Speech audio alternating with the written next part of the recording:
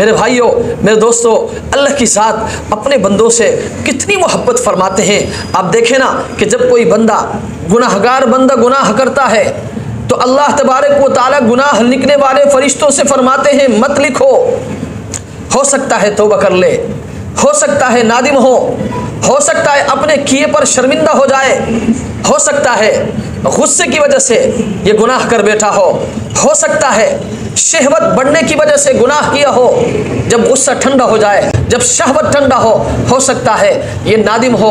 फिर जब इंसान निदामत का इजहार करता है, शर्मिंदगी का इजहार करता है कि अरे भाई वो जो गुनाह मैंने किया है ना, मैंने गलत किया है, ज़बान से कुछ नहीं कहता, सिर्फ दिल में वो नादिम होता है, सिर्फ दिल में शर्मिंदगी का इजहार करता है। अल्लाह तबारक व तआला गुनाह लिखने वाले फरिश्तों से फरमाते हैं बस हो गया, मैंने इसकी निदामत को कबूल कर लिया है। क्यों? इसलिए कि अन्नदमु तौबतुन, निदामत का इजहार करना भी ये भी तौबा है।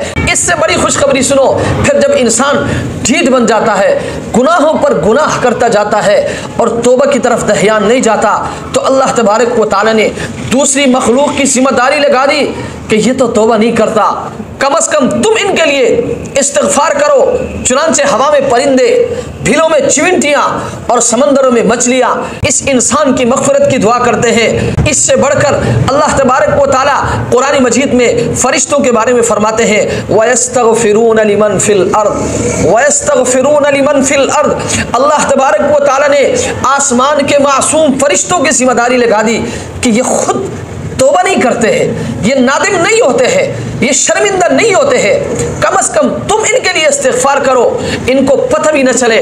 मैं तुम्हारे इस्तिग़फ़ार को बहाने बनाकर मैं इनके गुनाहों को धो दूंगा। मेरे भाइयों, मेरे दोस्तों, ये अल्लाह है, ये अल्लाह है। ये क्यों करते हैं? ये इसलिए करते हैं क्योंकि अल्लाह तबारक व तआला फरमाते हैं मेरे बंदे तू मुझे बहुत प्यारा लगता है। इससे बड़ी खुशखबरी सुनो, हदीस में आता है कि क़यामत के दिन जब सारे जन्नती जन्नत में जाएंगे और सारे जहन्नमी जहन्नम में जाएंगे और जो लोग जहन्नम में जा चुके हैं सालों साल जहन्नम में जल जल कर वो कोयले की तरह बिल्कुल काले बन चुके होंगे, कोई सिफारिश करने वाला नहीं होगा, कोई शफाअत करने वाला नहीं होगा।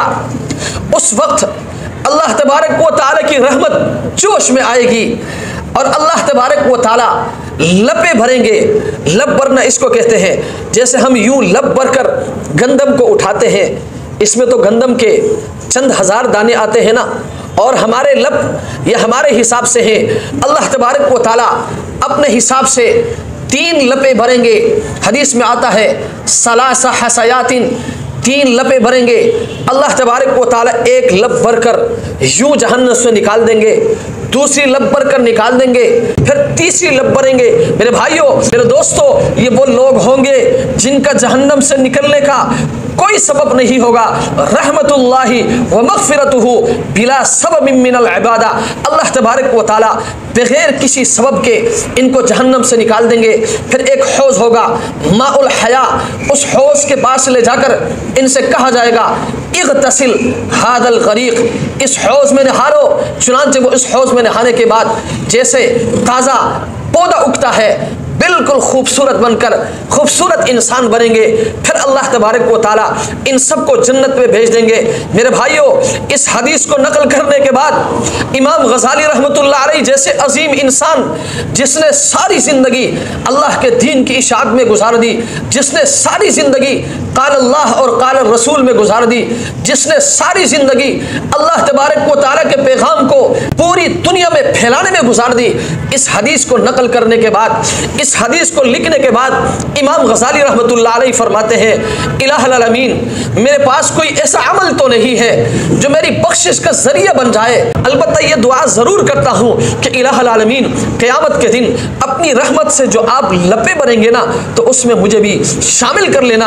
अपने पास तो कोई अमल नहीं है, बस जब आप लब भरेंगे तो मुझे भी शामिल कर लेना।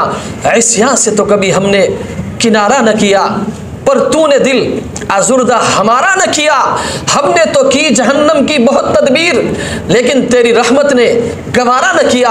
हम क्या क्या करतूत करते हैं जहन्नम में जाने के लिए, लेकिन अल्लाह की ज़ात कैसे कैसे बहाने ढूंढते हैं बख्शिश के लिए।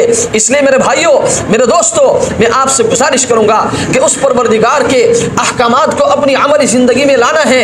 अल्लाह तबारक व तआला के अहकामात पर 100% आपने अमल करनी है।